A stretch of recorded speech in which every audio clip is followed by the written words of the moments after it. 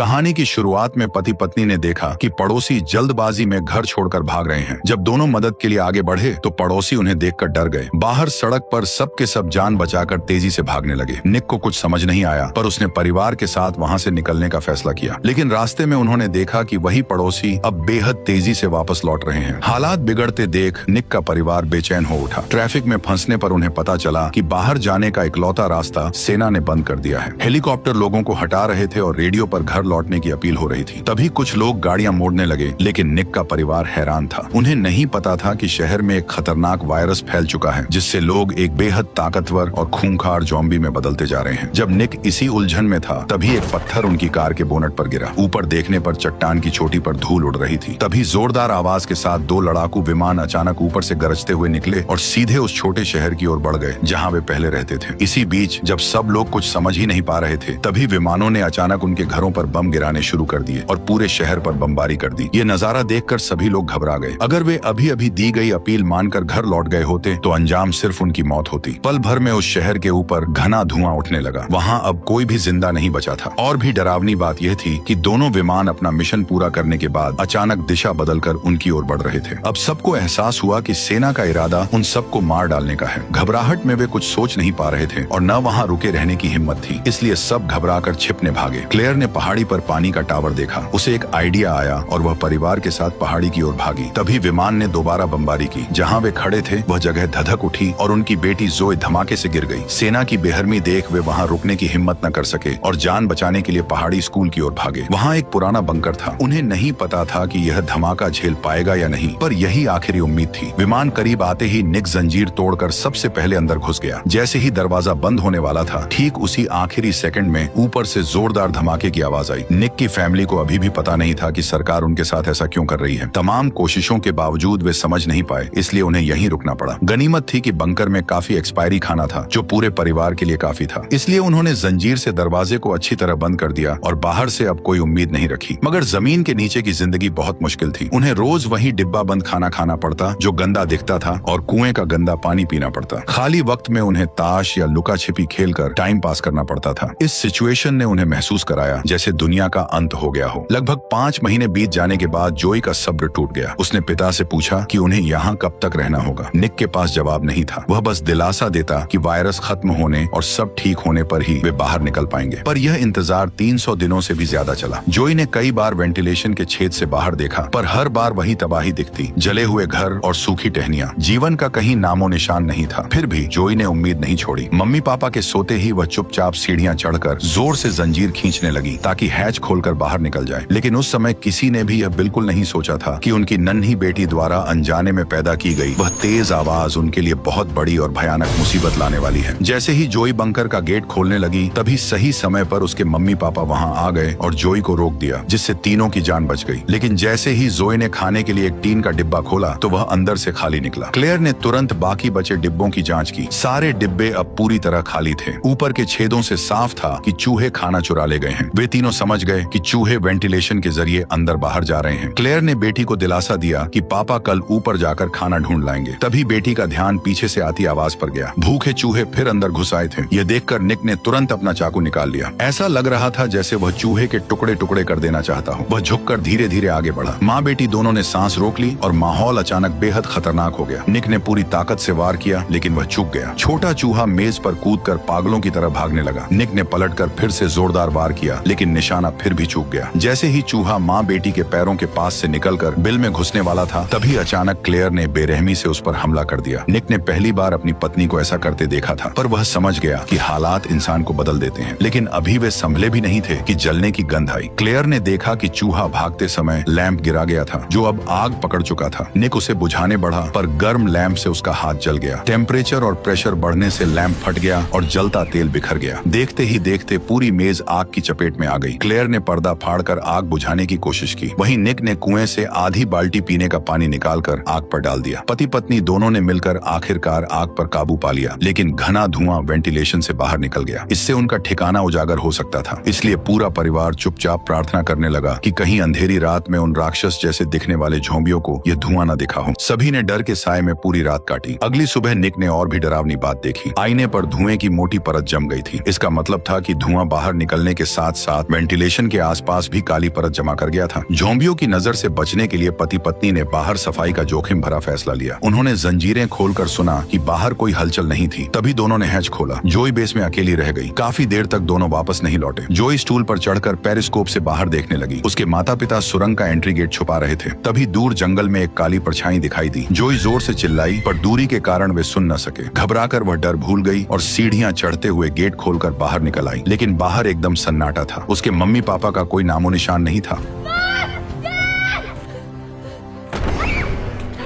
Mummy papa को जिंदा देखकर जोई खुश होने की बजाय घबराते हुए लगातार बड़बड़ाती रही। तभी अचानक जोई ने सामने की ओर इशारा किया। इतनी अफरा तफरी के बाद पता चला कि जोई केवल हिरण को देखकर डर गई थी। निक ने राहत की सांस लेते हुए अपनी बेटी को सहलाया, लेकिन क्लेयर हैरान थी कि हिरण आखिर भाग क्यों रहे थे। आखिर उनके पीछे क्या था जो उन्हें दौड़ा रहा था। खतरे का एहसास होते ही सब लोग जल्दी से बेस में लौट आए। निक ने लकड़ी की पट्टियों से सुराख बंद किया और लोहे की जंजीर से दरवाजे को अच्छी तरह बांध दिया। जब उसने कई ताले और सुरक्षा इंतजाम कर लिए, तब जाकर वह शांत होकर बाहर की हलचल सुनने लगा। निक ने सांस रोककर ध्यान लगाया और सचमुच उसे बाहर से साफ साफ कदमों की आवाज सुनाई दी, जो धीरे धीरे पास आती गई और आखिरकार उनके सिर के ऊपर आकर रुक गई। ऐसा लगा जैसे उस ज़ॉम्बी को यहाँ कुछ अजीब महसूस हुआ हो। वह लगातार इधर उधर टहलता रहा, मानो कुछ ढूंढ रहा हो। निक उन कदमों की आवाज का पीछा करते हुए आखिरकार सीधे बंकर के दरवाजे के ठीक नीचे आकर रुक गया।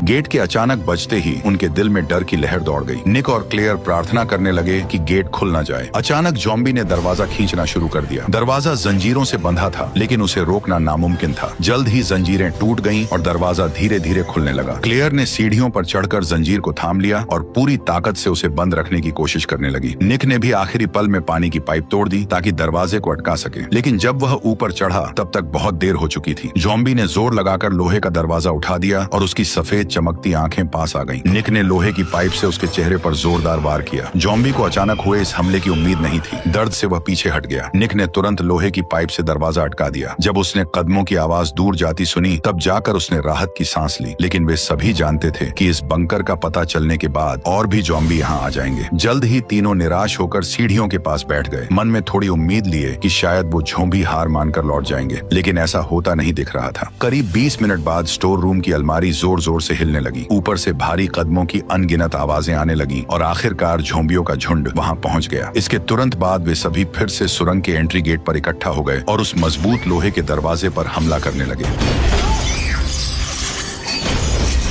जैसे ही लोहे का दरवाजा गिरा, अंधेरी सुरंग के गेट पर अनगिनत आंखें चमकने लगी। डरकर निक अपनी पत्नी और बेटी के साथ स्टोर रूम में जाकर छिप गया। ज़ॉम्बियों को रोकने के लिए उसने पर्दों में आग लगा दी और दोनों ने अलमारी से दरवाजा बंद कर दिया, पर वे उन्हें ज्यादा देर तक नहीं रोक सकते थे। अब पीछे हटने का कोई रास्ता नहीं था। तभी जो ने देखा कि वेंटिलेशन शाफ्ट ऊपर तक जाता है। निक मेज पर चढ़ गया और डंडे से ऊपर लगी लकड़ी की पट्टी को तोड़कर खोल दिया। फिर उसने अपनी पत्नी को उठाकर ऊपर चढ़ा दिया। किस्मत से सभी ज़ॉम्बी एंट्री गेट से बंकर में घुस गए थे। अब ऊपर कोई नहीं था। यही भागने का सबसे अच्छा मौका था। इसके बाद उसने मुड़कर अपनी बेटी को भी बाहर निकाल लिया। अब बंकर में सिर्फ निक बचा था। बाहर ज़ॉम्बी घात लगाए हुए थे। बिना रुके उसने वेंटिलेशन शाफ्ट से निकलने की कोशिश की, पर छेद छोटा होने के कारण उसके कंधे फंस गए और वह बाहर नहीं निकल पाया। चाहे क्लेयर पूरी ताकत से उसे खींचती रही, पर वह जरा भी नहीं हिला। निक समझ गया कि उसका शरीर इससे बाहर नहीं निकल सकता। देखते ही देखते ज़ॉम्बी अंदर घुसने की कोशिश करने लगे। तभी निक ने न चाहते हुए भी दांत भींचकर अपनी ही बांह तोड़ डाली। क्लेयर ने यह देखकर एक पल भी देर नहीं की। अपनी पूरी ताकत लगाकर उसने निक को बाहर खींचा और छोटी बेटी भी जल्दी से मदद करने आ गई। जैसे ही निक बंकर से बाहर निकलने वाला था, एक ज़ॉम्बी आखिरकार आग की दीवार पार कर गया और एक कदम आगे बढ़कर उसने निक के पैर को पकड़ लिया। बचने की कोई उम्मीद न देख निक ने आखिरी पल में अपनी पत्नी और बेटी से जल्दी भागने को कहा और फिर उसे बेरहमी से नीचे खींच लिया गया। क्लेयर रोते हुए बंकर की ओर झुकी। नीचे से भयानक लड़ाई की आवाजें आ रही थी और फिर उसके पति की दर्द भरी चीख भी सुनाई दी। वह समझ गई कि निक के साथ कुछ बुरा हो चुका है। अब वह दुख में रो भी नहीं सकती थी। वह बस अपनी बेटी को लेकर तुरंत दूर भाग गई। लेकिन भागते हुए उसे कुछ अजीब लगा, क्योंकि जहाँ पहले कभी हाईवे था, अब वहाँ कबाड़ और ऊंची दीवारें ही बची थी। माँ बेटी के पास भागने का कोई रास्ता नहीं था। तभी आसमान में उड़ते हेलीकॉप्टर की सर्च लाइट उन पर पड़ी और वे बुरी तरह फंस गए। क्लेयर अपनी बच्ची को लेकर फिर से अंधेरे में छिपना चाहती थी, लेकिन अचानक एक बड़ा जाल उड़ता हुआ आया और दोनों को जकड़ लिया। इसी दौरान चमकती आंखों वाले कुछ काले साए धीरे धीरे पास आने लगे। तभी दोनों को पता चला कि ये लोग ज़ॉम्बी नहीं, बल्कि पूरी तरह से हथियारबंद सैनिकों की एक टीम है, लेकिन चाहे वे कोई भी हों, पर वे उन दोनों को छोड़ने वाले नहीं थे। क्लेयर ने उनसे अपनी बच्ची को छोड़ देने की गुहार लगाई, लेकिन सैनिकों ने बिल्कुल भी नरमी नहीं दिखाई। उन्होंने एक बड़ा उपकरण निकालकर दोनों की गर्दन में चुभो दिया। जैसे ही काला